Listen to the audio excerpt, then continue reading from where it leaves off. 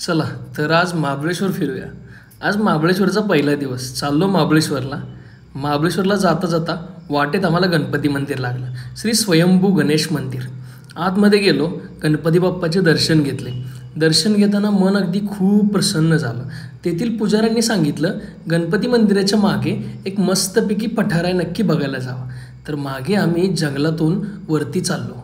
कुठे चाललो नेमकं काय समजेना, पण चाललो होतो. पुढे लोक होते, त्यांच्या मागे मागे मागे चाललो होतो. बघू म्हटलं कुठे पोचते. तर असं हे एवढं घनदाट जंगल होतं. तुम्ही बघू शकता आजूबाजूचं जंगल किती घनदाट आहे. आणि या जंगलातून आम्ही चाललो होतो. तिथेच जातात एक बोर्ड दिसला, किंग पॉईंट म्हणून. मग माझी बायको लागली बघायला किंग पॉईंट काय नेमकं. तर आता मी म्हणलं चल आता बघत नको बसू, वरती जाऊ. वरती गेल्या गेल्या असा मस्त व्ह्यू दिसला आम्हाला. हे व्ह्यू बघितल्यानंतर आहे ना, असं मनाचं पारणं फिटलं, डोळ्यांचं पारणं फिटलं. मग आम्ही दोघं पण एवढं खुश होतो की खालून एवढं अंतर चालून आलो वरती.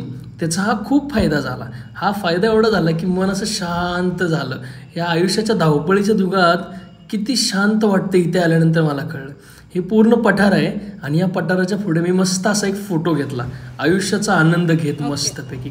आणि हा बॅक साईडचा व्ह्यू जर तुम्ही बघितला तर किती मस्त वाटतं ना, थंडगार वातावरण. आणि आम्ही फोटो घेतोय अशा अधेमध्ये काही ना काहीतरी. मी असं शांत बसलो मनाला प्रसन्न करत. बायको पण शांत बसली मनाला प्रसन्न करत. मग भूक लागली होती, व्हेज खाऊया म्हटलं. आणि व्हेज खाऊन झाल्यानंतर आमचा प्लॅन झाला महाबळेश्वरमध्ये एलिफंट पॉईंट बघायला. तर चाललो एलिफंट पॉईंट बघायला. वरती चढायचं होतं. चल म्हणलं आता वरती चढूया. वरती चढता चढता ही थकून गेली पूर्ण. हिला म्हणलं चल ग असू दे, पण ही बसली तिथंच. अगं बसू नको ग, उठ ग, जायचं आहे आपल्याला. उठवलं तिला. आता चल म्हणलं. वरती गेल्यानंतर हा जो महाबळेश्वरचा वरचा व्ह्यू जो होता ना एलिफंट पॉईंटचा, तो एकदम क्लास होता. मग मी आपला मिशापोळ्यात फोटो मारला आणि थकलो. नंतर मग थकल्यानंतर आपलं मस्तपैकी खाल्ले आम्ही स्वीटकॉर्न. आता स्वीटकॉर्न खाल्ले. मग आता म्हटलं लक्षात आलं की महाबळेश्वरचं दर्शन घ्यायला जाऊ. महाबळेश्वरमध्ये देव आहे, महाबळेश्वर मंदिर म्हणतात त्याला. इथं महाबळेश्वरचं जे देवस्थान आहे, गेलो दर्शनाला. गर्दी तुम्ही बघू शकता. आतमध्ये मोबाईल अलाउड नव्हता, त्यामुळे बाहेरूनच दर्शन घेतलं. आणि गर्दी खूप असल्यामुळे बाहेरूनच दर्शन घ्यावं लागलं. बाहेरून जर मंदिर बघितलं तर खूप पुरातनकालीन मंदिर दिसतं आणि खूप शांत असं वातावरण इथे आहे.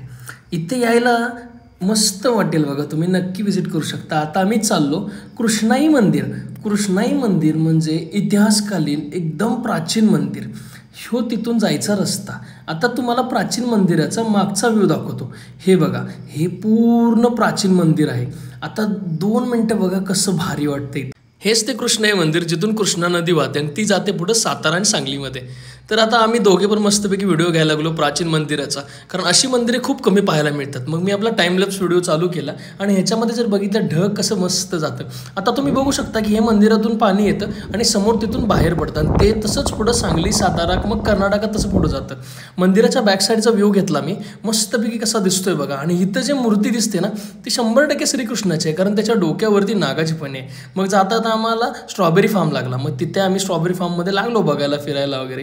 ही स्ट्रॉबेरीची त्यांनी शेती केली होती, एक आधुनिक शेती होती. तुम्ही बघू शकता नक्कीच ही वेगळी शेती आहे. वेगळी शेती म्हणजे मला पण एवढं माहीत नाही काय आहे. फुलांचे पण भरपूर प्रकार होते. मग आता इथून पुढे आमचा प्लॅन ठरला की चल म्हणलं बाई म्हणे काय आपण आता जाऊ वेण्णा लेकला.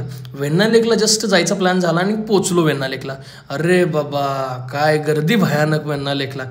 आणि इथलं निसर्गरम्य वातावरण बघून मनाला खूप प्रसन्न वाटलं. तेवढ्यात फुगेवाला दिसला. मग काय घेतलं फुग्यावाल्याकडून एक फुगा दिल्यावर बघा बायको किती खुश. काढले 2-3 फोटो तिचे. आता म्हटलं राहा म्हणलं फुग्यासोबत खुश. म्हटलं आता वेण्णा लेकचं जायचं होतं बोटिंग करायला, पण आता टाईम खूप झालं त्यामुळे बोटिंग बंद झाली होती. मग आता म्हटलं एखादा फोटो घेऊ आणि आजचा व्हिडिओ आणि आजचं प्लॅनिंग इथेच थांबू.